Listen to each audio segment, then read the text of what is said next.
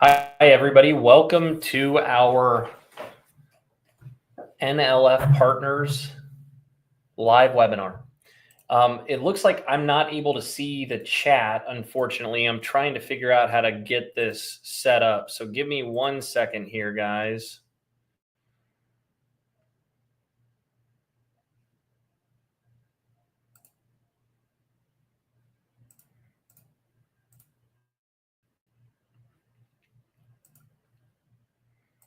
Yeah, Anthony, for whatever reason, it's not allowing me to chat with anybody or see anything in the chat. So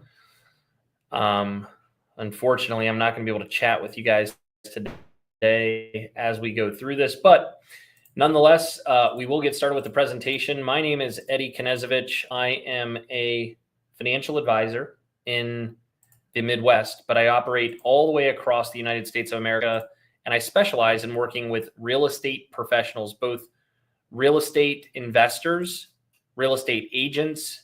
And so if you guys came to this presentation today to learn and get a continuing education credit for the state of Texas, you came to the right place.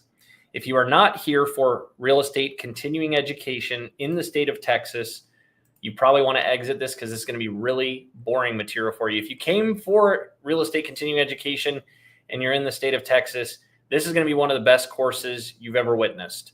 And I'm not just saying that to be braggadocious. I know for a fact that you guys are not learning this kind of stuff. What I'm going to do is I'm going to teach you guys some things that will actually impact your bottom line and provide you with some value today that you guys can utilize to actually grow your business, grow your practice in real estate. So without further ado, I'm going to dive into this. So just give me a second. I'm pulling up my presentation now, and we'll get right into it.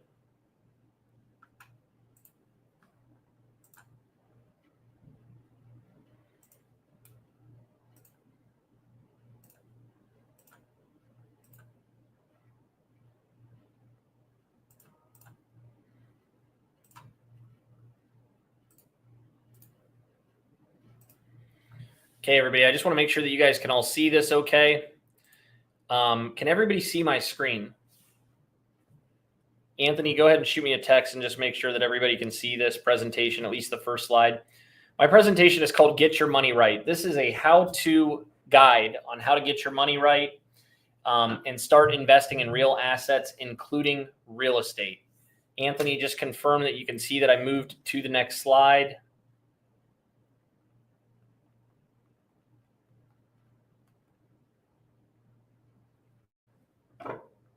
Guys, I just want to make sure that before I dive in that, okay, so it's not moving to the next slide. That is not good. Okay, hang on 1 second here. Is it now? How about now, Anthony? Okay, perfect. All right, guys. So before I get in and share this with you guys, I want to give you guys a little bit of background on myself, where I came from, who I am, why I'm qualified to teach you guys on this topic.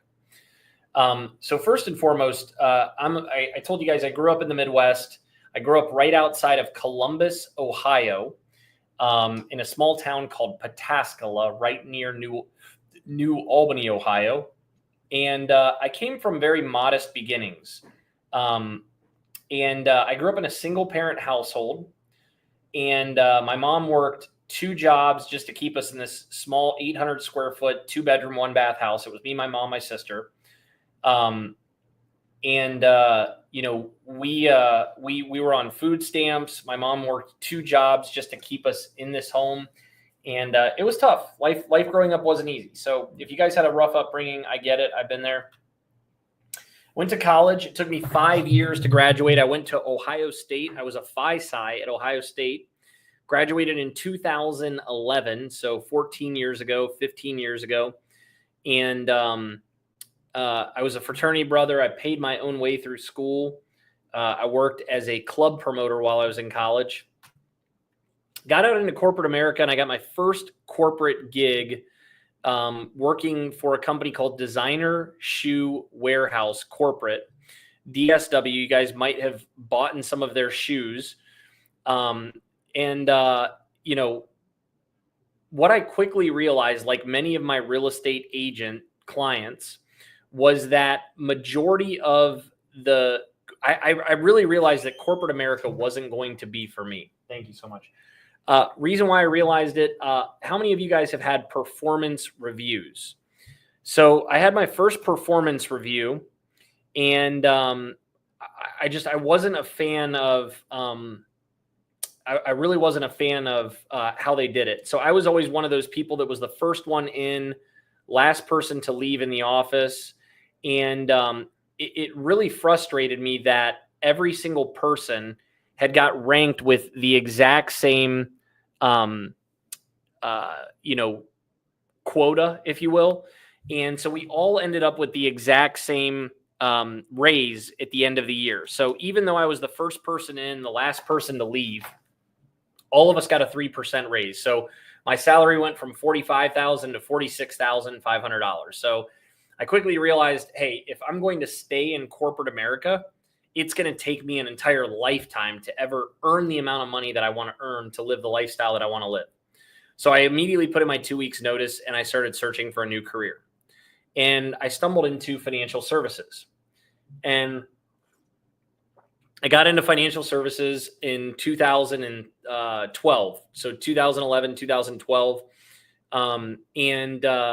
It was a struggle in the beginning. Like many of my real estate agent clients, I didn't have a big client base. I wasn't very great at, I didn't understand investments that well, didn't understand how money flowed, how it moved through. So if you guys have ever been dead broke or flat busted as a real estate agent, I was as a financial advisor when I first started. I was like the shoe cobbler that had dirty shoes, okay? And every Friday, I would pledge my next paycheck before I actually onboarded a client, and I would do it through a check cashing place, a check cashing payroll advance place. And I quickly learned that wasn't a sustainable model for my future. And I call this my rock bottom phase. So I was living in a really, really horrible neighborhood in a basement apartment, 1 bedroom, 1 bath with 1 window. Out of my 4 stovetop burners, only 1 stovetop burner actually worked. I didn't have a dishwasher. I had to hand wash my dishes. And it was pretty miserable. Okay. Okay, there it is. Now it is. You're right. It is showing up. There we go. Okay. I can see you guys in the chat now. But anyways, so this was a challenging time for me. And my rent was $475 a month. I call this rock bottom because you couldn't go much lower. Okay. In 2014, I decided to become an independent financial advisor and move out of my office where I was, get my own space and start building my own brokerage up. So about 11 years ago. So I had freedom, alas. At the same time, I started to actually do okay, started to get some revenue. I wasn't poor. I wasn't pledging my next paychecks. Bought my first home. So in 2015, I bought my first house. I did what's called a house hack. So a lot of you real estate agents, you know what house hacking is. I acquired my first property. I moved into it. While I was living there, it was a construction site for the entire 2 years that I was there. And I put $30,000 in my own personal blood, sweat, and tears. Gave my friends a lot of beer to come over on the weekends and help me out with renovating it. Fixed the property up, and I sold it for a $180,000 profit after 2 years. So I'm big on practice what you preach. I always tell people, there are a lot of great financial professionals out there. There's a lot of great real estate professionals out there, but there's also a lot of bad ones. Did you guys know that nationally, and this is from the National Association of Realtors, there's only about 44% of real estate agents. So 66% of real estate agents that have active licenses nationwide do not own a home. So only about 44% of you guys are homeowners. That's crazy. So there's people that are selling houses that don't own homes. It's not the end of the world, but as a real estate professional, if you're selling homes, you should be in the goal of owning what you sell. So I'm big on practice what you preach. So every vehicle, every tool, every product that we offer to clients, we individually own ourselves as well. So I'll never recommend somebody something that I haven't invested in myself. I haven't tested out myself, if you will. Since 2015, we've gone from 0 to 100 real quick. This presentation's a little bit outdated. I need to update this number. We're actually at 53 units, 53 doors to be exact. So me and my wife, we've acquired 53 rental properties in the last decade. Some of the recent renovations that we've done to some of the properties, I'll show you guys this. We've done everything from light cosmetics. Most of the stuff that we buy is multifamily, duplex, triplex, quads. We do now own a 16 unit, but most of the stuff we buy is small multifamily units. We've got a really simple formula. We've done everything from light cosmetic work all the way to full guts and rehabs. You can see here, this is, ripping out of entire kitchens, entire baths, that sort of stuff. But we've run the whole gambit there. And, I've been a big fan of real estate over the years. My team continues to grow too. So I have 12 full-time employees that work for us on the investment and wealth management side, which also translates and trickles into our real estate investment business as well. My family has grown. I've got a wife. I have 3 kids under the age of 5. So I'm now married. I've got a bunch of kids. And I also don't live in a basement apartment anymore. I've bought a decent spread. Me and my wife, we live with our children in the Midwest. We're in Northeast Columbus, Ohio. And we acquired a 6,500 square foot house.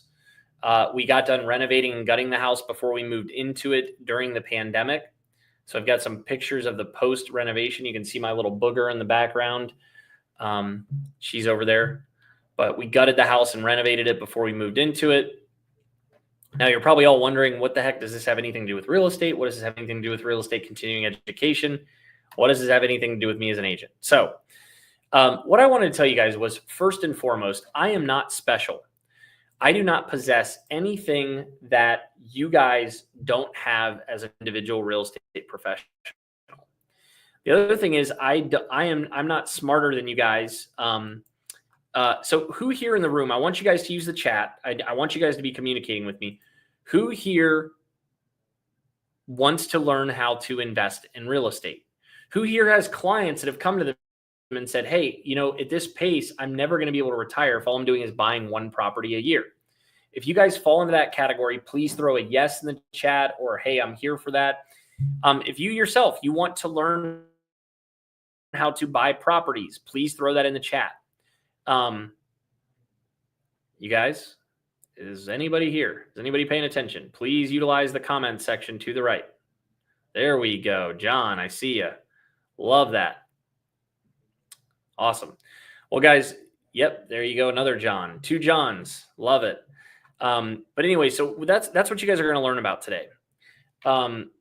So what I'm going to teach you guys about, I'm going to teach you guys about different financial concerns that most real estate agents and professionals have, the different phases of saving as a real estate professional. I'm also going to talk to you guys about financial lessons I learned along my journey, and I'm going to give you guys some action ideas that you can take with you at the end of this to go out and take to your clients or use for yourself to start growing your real estate portfolio. So stressors du jour, what do real estate professionals all struggle with, and what is keeping them up at night? The volatile global economy. Wow, how this has shifted over the last couple of weeks. We have a ton of clients that right now have been stressed out, struggling, fighting with what's going on here. This has been tough. The world is an ever-changing place, and all the time, constantly, we're seeing a lot of these different world powers shift. And how does that affect the real estate market? Well, if you're in Texas, okay, depending on which part of Texas you're in, I'll give you an example. Austin. We have a lot of clients in the Austin area, and Austin has been a booming economy up until this year. Every year for the last 4 or 5 years, you guys have been selling properties 50 to 100 $1,000 dollars above asking price. You guys have been waiving contingencies, and that's shifted over the past year. 6 months, that number has dropped. You guys are sitting on a lot of inventory now. Homes are not moving as quickly as they were, depending on the area that you're in. And you're starting to see a little bit of a taper. So the global economy has a big factor on this. The changing job market, okay, just due west of you guys in Arizona, okay, just due west of you guys in Arizona, we have some clients that work for one of the companies that you guys pay money to for lead source. Okay. You guys pay money to a lead source to provide you guys with leads. Believe it or not, every single person in this room has one of these smartphones. Okay. And believe it or not, one of the companies that you guys are paying money to build you a lead pool is actually building out a strategy where you can go online, you can put all your mortgage information, get fully approved and underwritten for a mortgage, and it goes into an application. That app is then linked to the MLS, and you're able to go and show and goes without a real estate agent being a part of the transaction. And you can actually put in an offer on a property and buy a house without an agent being a part of any piece of the transaction, and you pay a flat fee for that service. So the companies that you guys are literally paying money to help you guys grow your business are trying to take you out of the business. And then student loan debt. If you're younger and you're in this room, you guys have probably been plagued with student loan debt. If you're older and you're in this room, it's going to be consumer debt. So it's going to be things like, the 1 year same as cash deals where they didn't pay off the room addition in time. So these are the things that are keeping most of our agents, of the 700 real estate agents we work with across the country, this is what's keeping you guys up at night.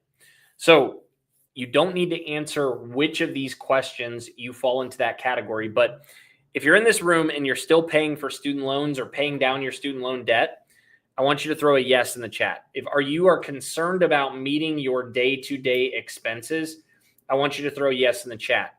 If you're hoping to buy a house, if you're hoping to invest in real estate, and if you're hoping to eventually be able to retire, I want you to throw a yes in the chat.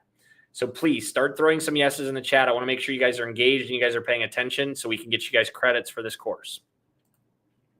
So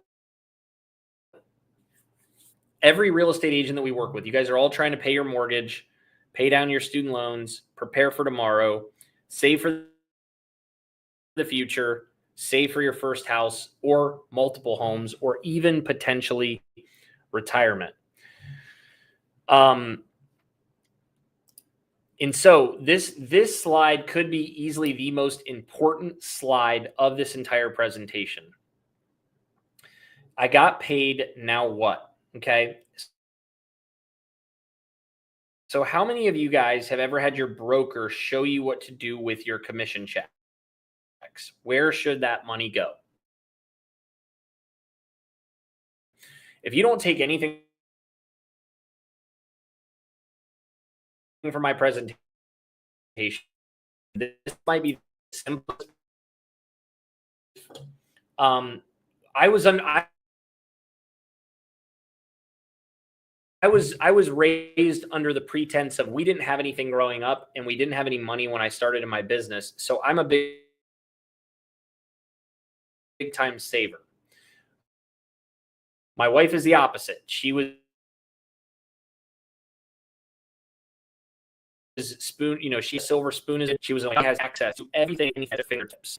And so I always joke and I tell people that my wife suffers from this disease that we haven't found a cure for yet. And that disease is called Amazonitis. I don't know if you guys have any family members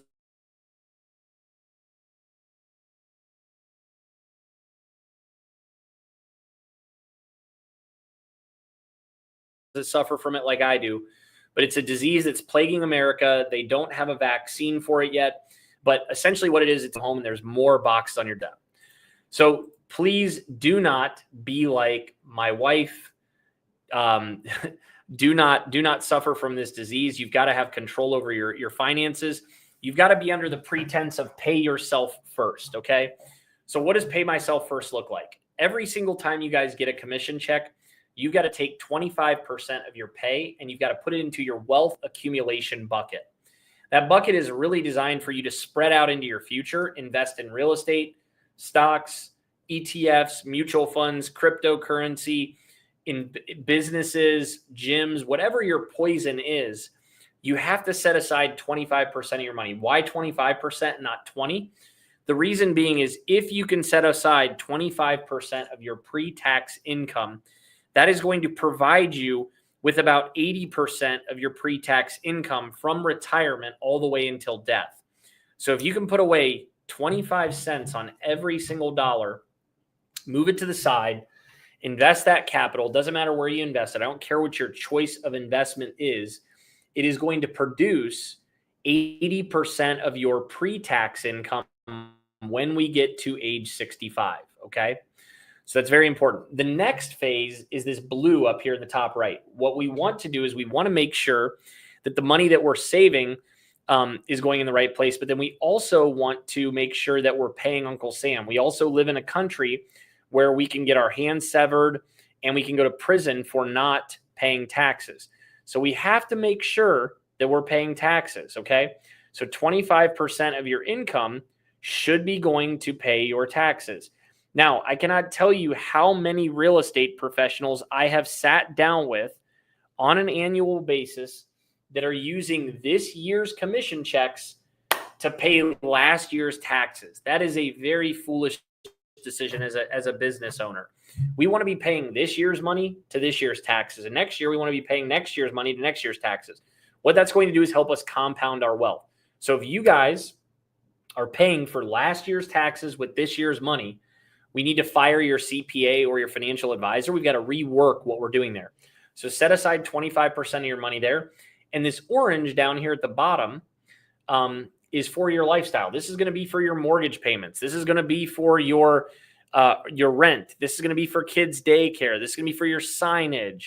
All of those different things and places where you guys park capital, this is where this is going to be designed for. So if you look at this, what does this image look like? It looks like a smiley face. So when you design your paycheck to flow through your financial economy this way, pay yourself first, pay your taxes, live off what's left. Believe it or not, your money is going to be happy. It's going to be doing what it needs to do in the way that it needs to do it. So this is what you guys got to do. Next, we've got our 3 bucket system. So once you have your money and you start to get that 25% in your investment capital, where should you put that capital as a real estate professional? I'm not going to tell you which ones I would personally do. But what I will tell you is I do think that you should have a 3 bucket system. So on the short-term side of things, the short-term money is going to be capital that's readily available, liquid, easily accessible. These things are not going to grow by a huge amount of money. They're going to be cash bank accounts. They're going to be brokerage accounts, CDs, money markets, that sort of stuff. They're not going to grow by a lot, but they're going to be liquid, readily available, easily accessible. So a portion of your capital should go in one of these vehicles within this bucket. Okay. Then you're going to have some of your money needs to go in a midterm bucket. This is going to be things like a brokerage account, cash value life insurance, fixed indexed annuities. This is going to be money that's readily available, liquid, just like your short-term buckets, but it's not going to be as high of growth as your long-term vehicles, such as your, your real estate and those sorts of things. So the money that's in here is going to outperform inflation is the goal. But it's not to light the world on fire and chase rate of return. It's really designed for just beating inflation, but also providing you with liquidity. Okay, then you're going to have your long-term bucket. Long-term bucket is going to be things like your 401ks, your IRAs, Simples, Roths, VAs, pensions, Social Security, and real estate. Can anybody in this room answer to me, why is real estate considered a long-term asset and not a short-term asset? Can anybody in the room answer why is real estate considered long-term and not short-term? Please go ahead and put your answers in the chat. I'll give you guys a minute.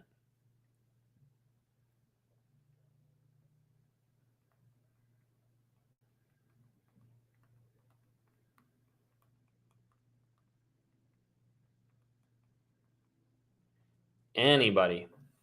Nobody knows why real estate's a long-term asset. All these real estate agents. Come on, guys. I know you guys are better than this.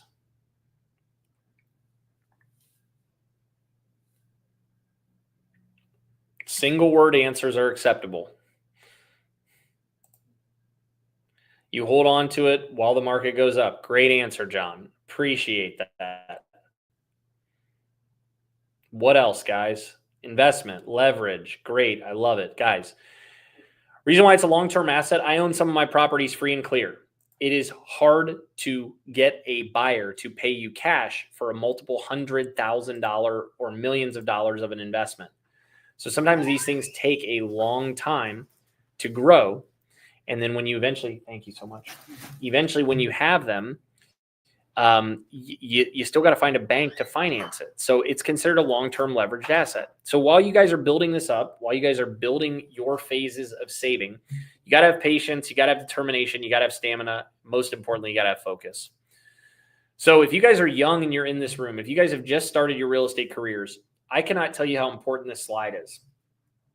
Getting off the starting blocks. While you're in your 20s and your 30s, you need to grow your income. You need to start to progress in your career. I always say niche to rich. Remember this. My top agents in Texas that I work with, I've got a guy over in Houston that I work with. He's one of the top multifamily brokers in the country. He won't touch a deal for less than $20 million. If you call him up and you say, hey, I've got a single family home for $1 million, he's going to say, I don't have time for it. And he's going to pass it off to somebody else.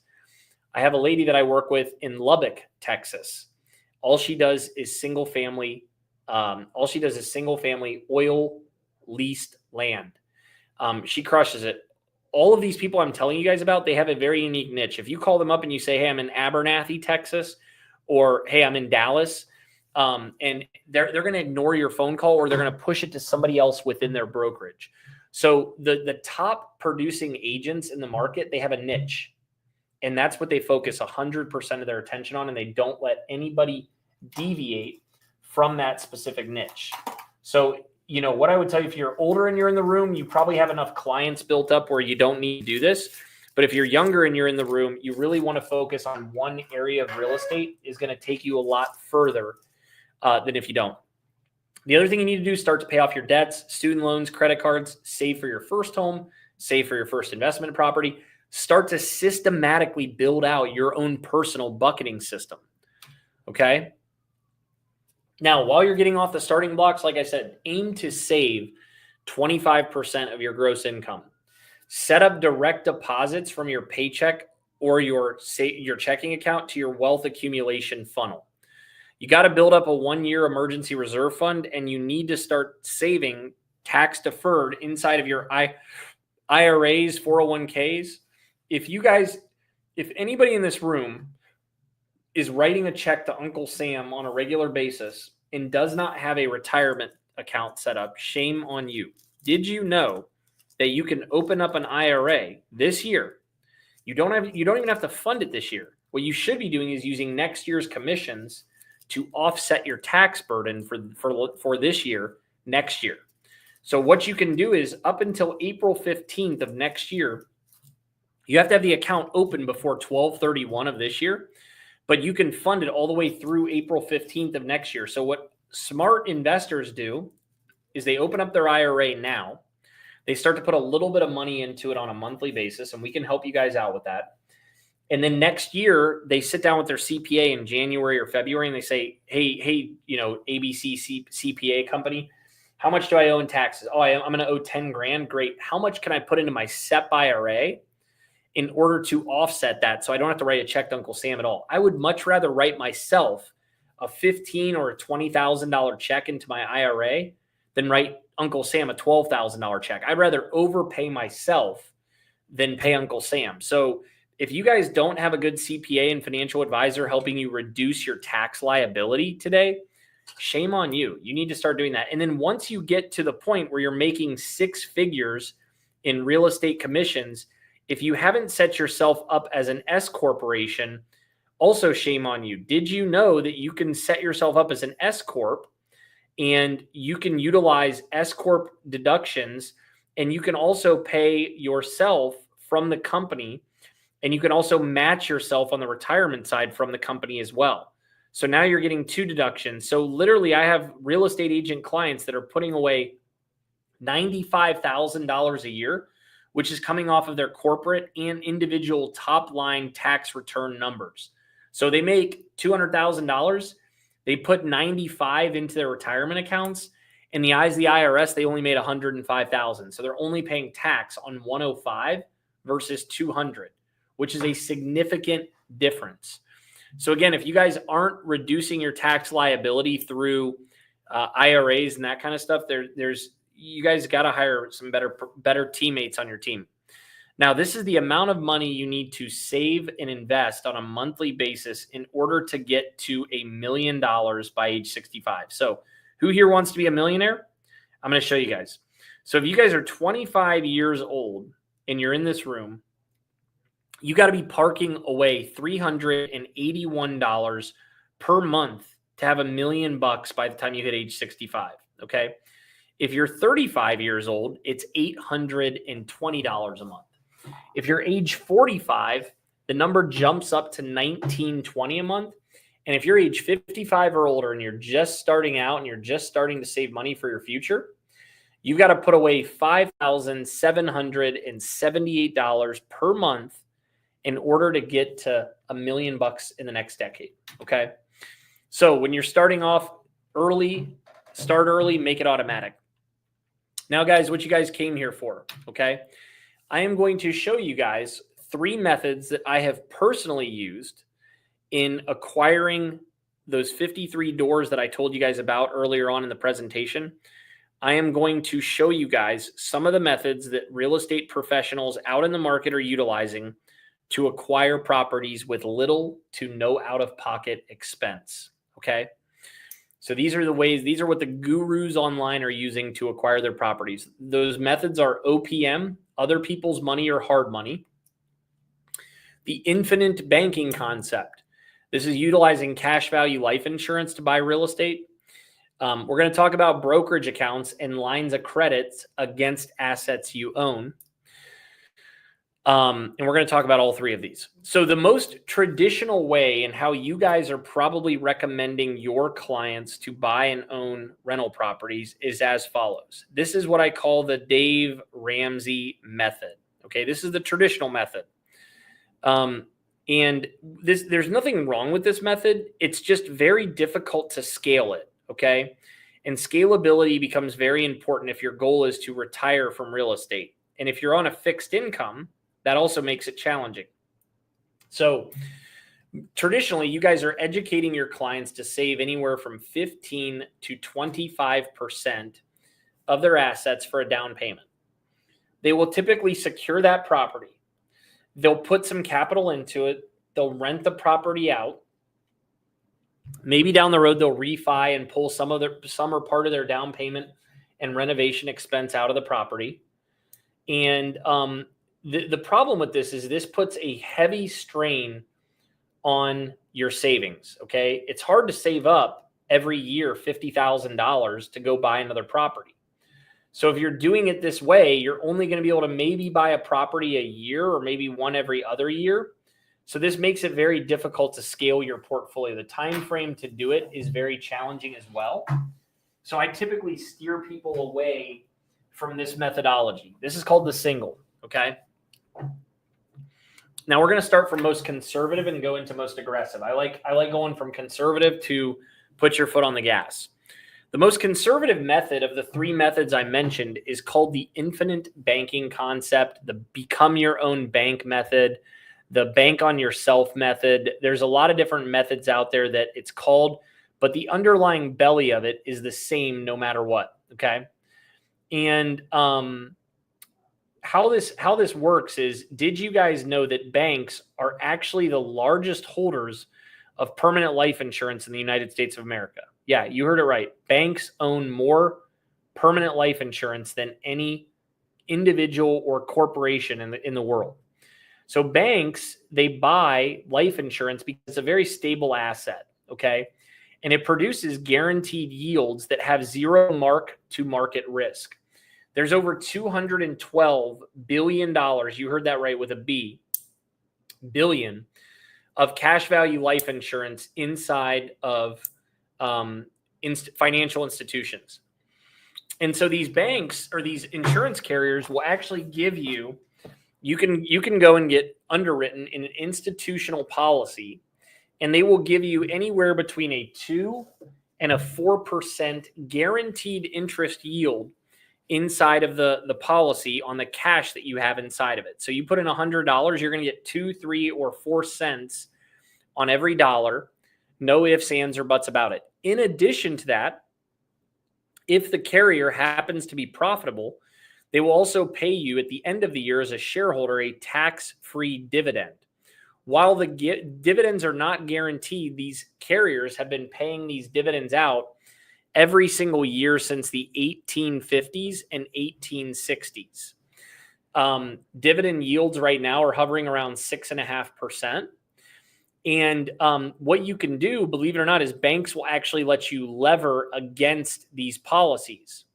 So banks will actually allow for you, just like buying a home equity line, just like getting a home equity line of credit against your house, banks will allow for you to borrow against your life insurance at a lower cost of funds than what your money is growing by in the life insurance. So right now, if dividend rates are at 6.5%, you're getting a 4% guarantee. You're getting a 10.5% interest yield on your capital.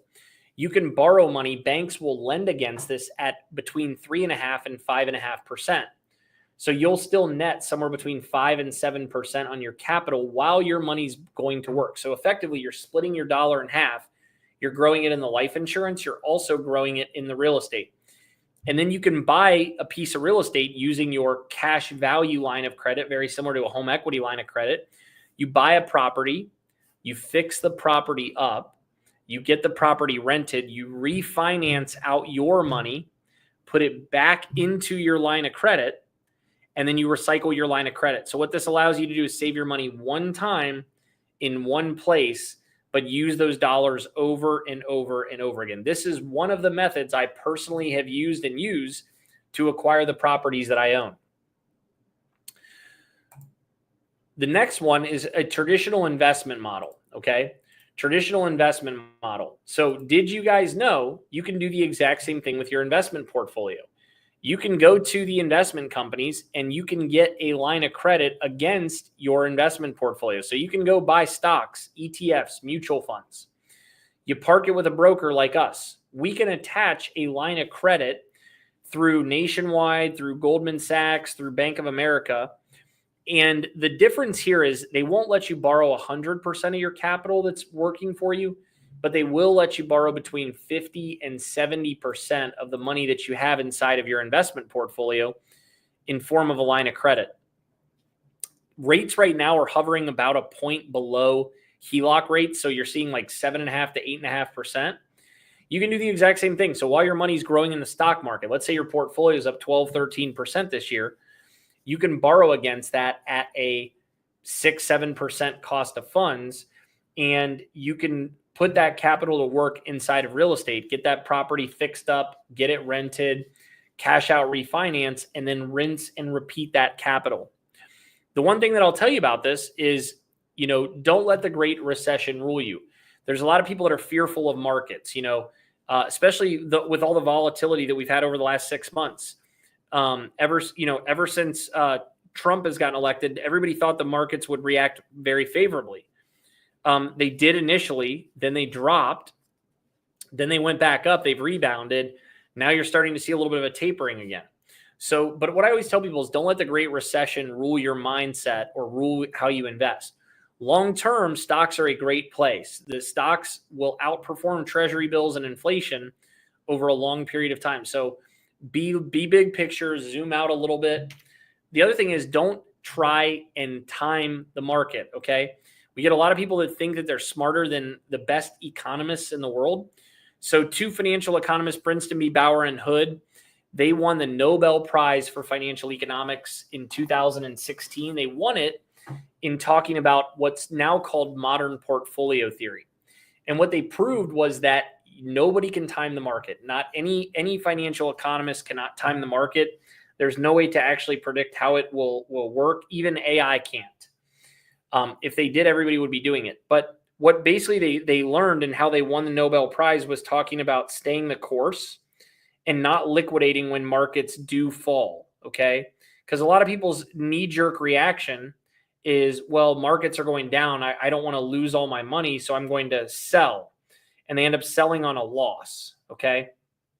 And so if you had invested 100 grand in the S&P 500 in January of 2007, and that money grew all the way up through January of 2008, it was up a couple points. What happened in January 2008? The market crashed, right?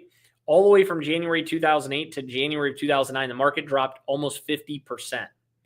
Okay, so if your initial 100,000 dropped down to $54,580.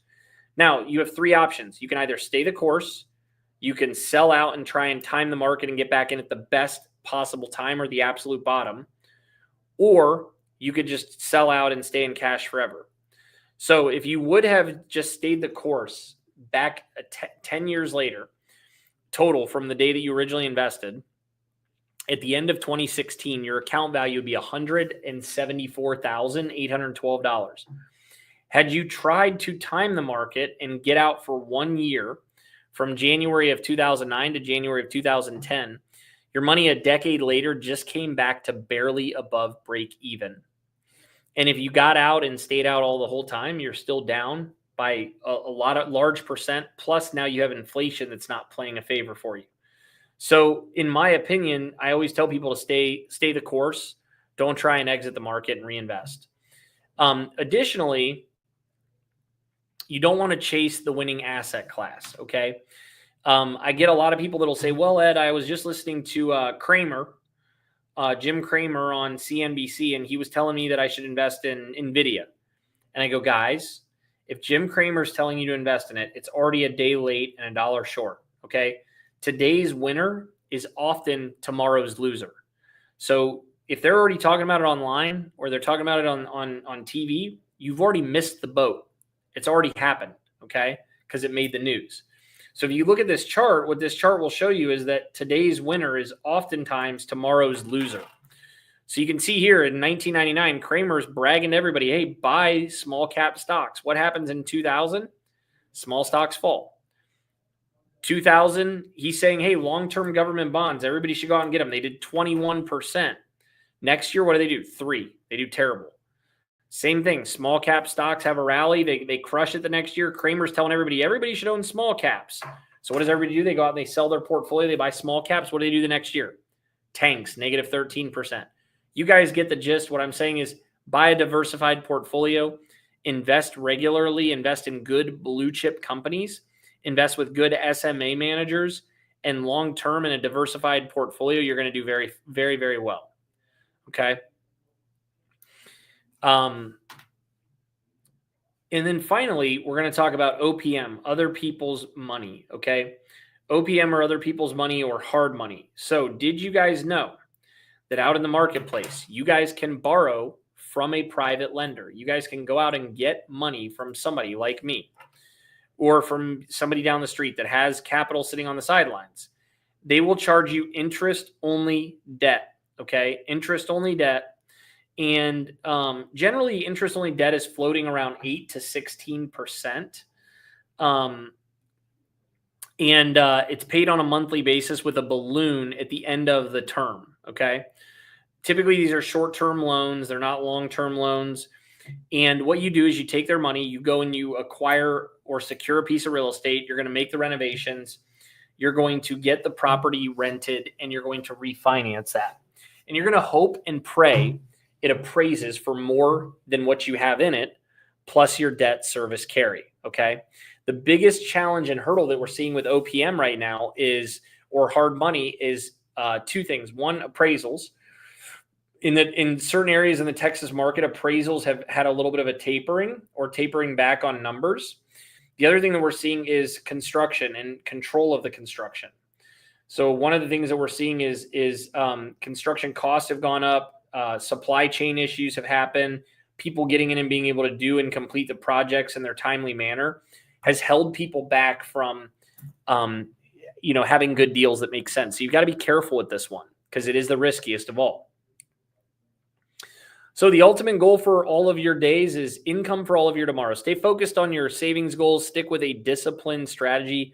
Don't be swayed by emotions or the news. Now, before we give you guys credit for this course, I am going to open it up for questions. I'm also going to give you guys my contact information, my cell phone number, my Instagram handle. So if you guys have any questions under the sun, please go ahead and throw those in the chat.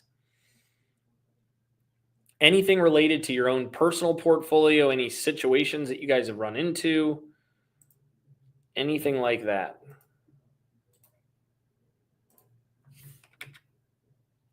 The other thing I'm going to put in here for you guys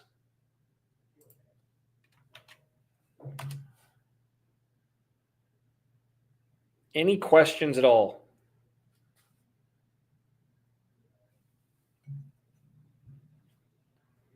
Anthony, do you want to throw in the link for the CE for them to get credit for the courses, please?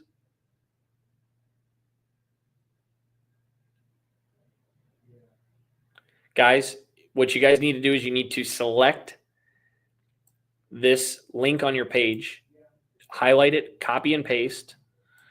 And if you can't highlight and paste, Anthony, can you put this in the chat too for them? Please. You guys need to go to this link, put in all your information, then we will report it to the Texas Department of Real Estate Agents, and we will get you your course credits after you guys fill this course out, approved for 1 hour of continuing education. You have to fill this out to receive your CE credit. So if you guys do not follow this link, you guys don't fill out the information, we cannot verify that you were here at the course. So we'll hang out for a couple minutes and make sure that you were all able to enter in that information and data. So please go ahead and get this knocked out. If you guys have any questions at all, you guys can reach out to me directly. I just put a link to my Calendly in here. Are you guys seeing my Calendly link in the chat? Anthony, is that popping up?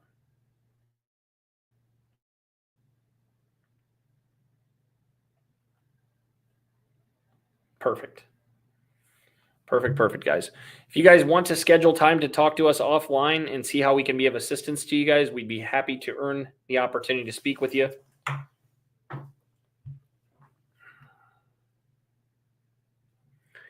Awesome, guys. Well, everybody, I'm going to give you guys back 8 minutes back in your day.